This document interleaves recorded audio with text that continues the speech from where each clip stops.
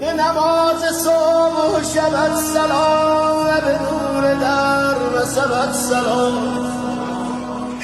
و به خال کنج لبت سلام که نشسته با چه ملاقاتی به جمال وارث کوثری به خدا محمد دیگری به روایتی خود حیدری که شباهتی که اصالتی بلغ العلا به کمال کشف الدجا به جمال تو به تو و قشنگی خال تو صلوات هر دم و ساعت